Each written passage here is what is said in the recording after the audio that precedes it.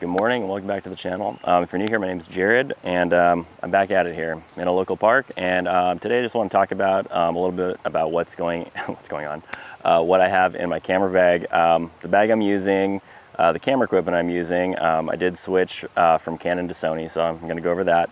And yeah, I'll just talk about the stuff I'm taking with me on my, photography trips and stuff. So kind of want to kick off getting hopefully a little more consistent on the channel with kind of a fun video. I haven't done one of these in a while, so we'll talk about what I'm using, and then yeah, just kind of take a look at everything. Appreciate you being here, and let's take a look.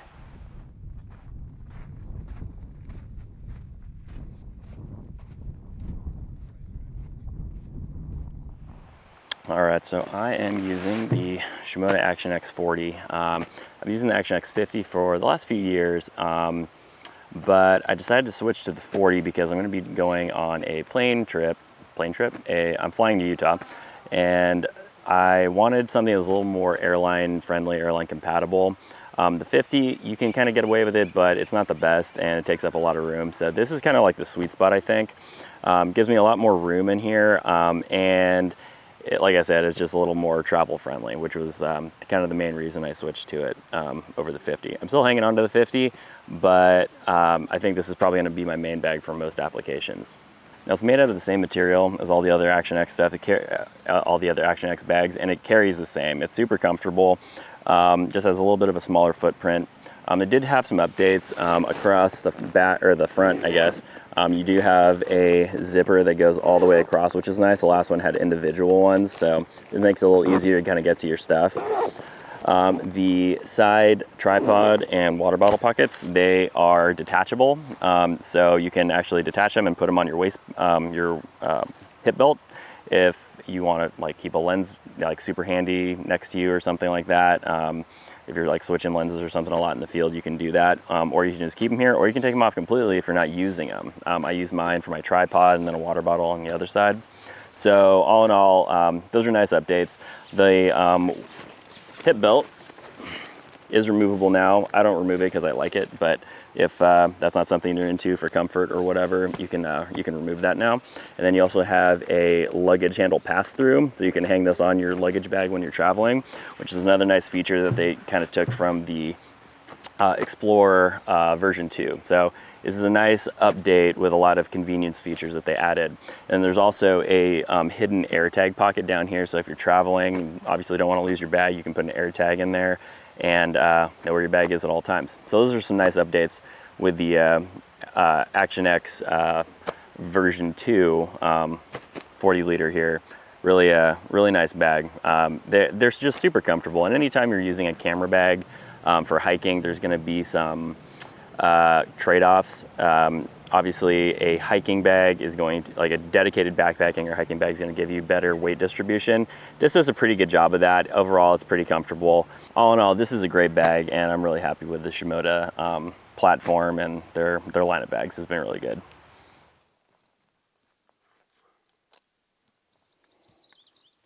All right, so let's talk about the tripod that I'm using. So about a year ago, I switched to FLM. They are a really well-made tripod, and they're a little bit cheaper than some of the more expensive ones out there.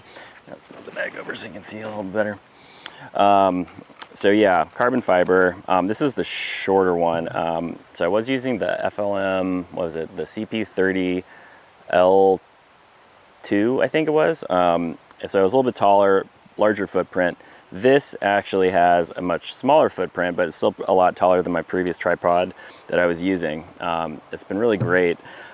Really, I mean, just rock solid. Everything works really smoothly with it. I really like the FLM tripods quite a bit. And like I said, they're a little cheaper than the more expensive brands out there. So with the exact same build quality. This is an Acrotech ball head. I think it's a GP something. I can't remember. I'll put the actual name of it on the screen or down in the comments or down in the description or something, but this has been pretty solid too. So I want to switch to a lever lock ball head at some point, but the twist is fine. It's been doing fine, but just want something a little bit easier in the future. But this is what I'm using right now. Really happy with it overall. Great tripod. Now the roll top design on the Shimoda bags is really nice. You get an extra like 7 to 10 liters, depending on the bag, I believe. You just roll that up. I have all your extra gear in the top. So I usually use this for, I have a rain shell, I have a headlamp that I keep in there, and then if I'm going with somebody else, I usually bring a walkie-talkie, and then I have my Garmin InReach somewhere in here. All right, and that's my Garmin InReach. Those are all super important. I really like the Garmin InReach. It's a really nice safety thing that I have. I'm a type 1 diabetic, like I've mentioned a few times, and it's just like another peace of mind that I have when I'm going out on the trail, if I'm by myself or even with other people. I would definitely suggest investing in one of those if you do a lot of solo trips.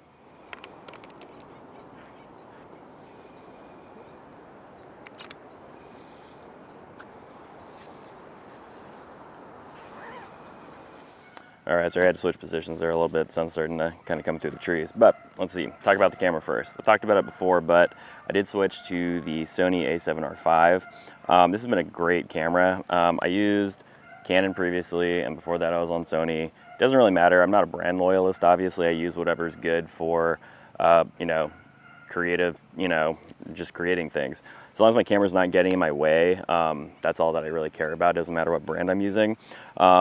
That being said, this camera is incredible. It does have like an incredible sensor. 61 megapixels gives me a ton of latitude for all of the landscape and nature stuff that I'm doing. I did switch to Sony because I didn't really love the video I was getting out of my Canon. So I went back to the Sony a7C. I didn't want to, also I was shooting on both Sony and Canon for a short period of time, and I didn't want to carry like different cables, different batteries, things like that. So I opted just switch to one platform. And I like Sony enough previously. The ergonomics kind of bugged me previously. They did improve them a little bit, and then I also got a L bracket that kind of goes along the body lines of the Sony a7 IV or a7R5, and it makes it a lot more comfortable. It kind of extends the grip a little bit, so it's really it's a lot better than it used to be. So I'm pretty happy with that. On what I have on here is I have a 1.4 teleconverter, and then I'm shooting with the 100 to 400. So it basically gives me a little more reach. I do lose a stop of light, but there's no image degradation. So I really loved this lens before when I was with Sony, and now I'm just as happy with it. Now I just have a little more reach because I was using the Canon 100 to 500, and I really like the isolation I could get with that. So this is just the 1.4 times teleconverter just gives me a little more reach than the 400 could give, which is nice. And then I can also take it off if I don't want it on or something. So it's no big deal there. But all in all, I really do like this system. I will use it until I don't. Hopefully I'll just stick around with this because I'm pretty happy with my system overall right now. And the other nice thing about this is the form factor of Sony is a little bit smaller than Canon's. So the gear is a little bit smaller, fits in smaller spaces. And then the other nice thing about Sony is there's a lot more third-party lens options. So it gives you a lot of flexibility as far as like travel, or if you really want like a specific lens. I think it was Tamron, they just came out with like a 50 to 400 or something. That's crazy. And you're not going to see a lot of those sorts of lenses from the OEM brands. So things like that make Sony a really nice switch for me. Then I only use two lenses. The other one I have is like my quote wide angle. So it's a 24 to 105. This is an f4. Oh, and my 100 to 400, that's a 4.5 to 5.6. So yeah, I only buy like f4 lenses because I don't need a lot of those low light capabilities that you would need for like wedding and stuff like that. So this is a great lens. It allows me to get like wider angles, but it also can give me a little bit of isolation on the long end for the 105. So I always have this with me. It's been a great lens. It's super, all Sony stuff is really well constructed. Everything feels really good. I've always been a big fan of their overall build quality. Let's see here. So this is my mic setup. I have a DJI wireless mic. It's what I'm recording on right now. I did use some Rode like shotgun style mics for a while, and I still use them from time to time. Sorry, the bugs are all over the place, so I'm trying not to get eaten alive out here. But the DJI wireless mic just allows me to step away from the camera and still get really nice audio, have wider shots kind of like this. Whereas previously I'd have to be like right up in front of the camera, which no one wants to see my face quite that much, I don't think. This is my cable bag.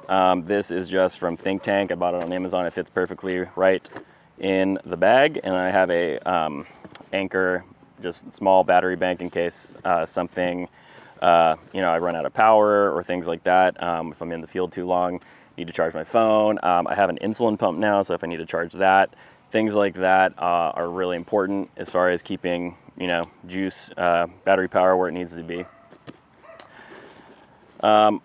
This is my filter system. I have the Case Wolverine magnetic filters. I don't use filters a lot. The one I probably use the most is the CPL, the circular polarizer, like when I'm in forest or trying to cut glare.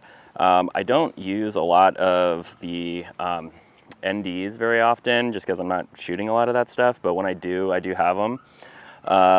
What else do I have in here? I have my shutter release. I feel like I'm 70 years old when I use it, but it's okay because I don't like camera shake. Sony does have a 2, a 5, and a 10-second timer, which is nice, but even with that, sometimes if it's like a little bit windy or something, or you just get like the little end of the camera shake, I like having a remote release. So that's all really nice to have.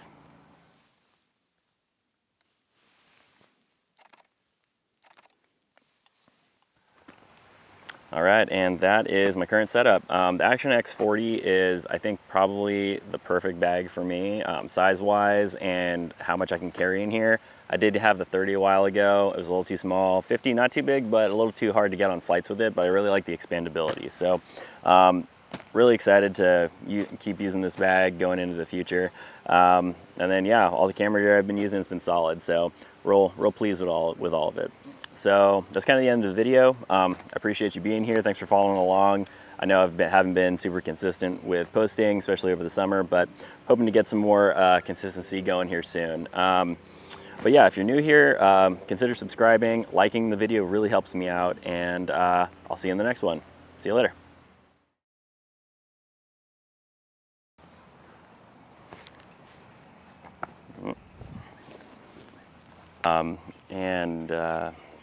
Fudge.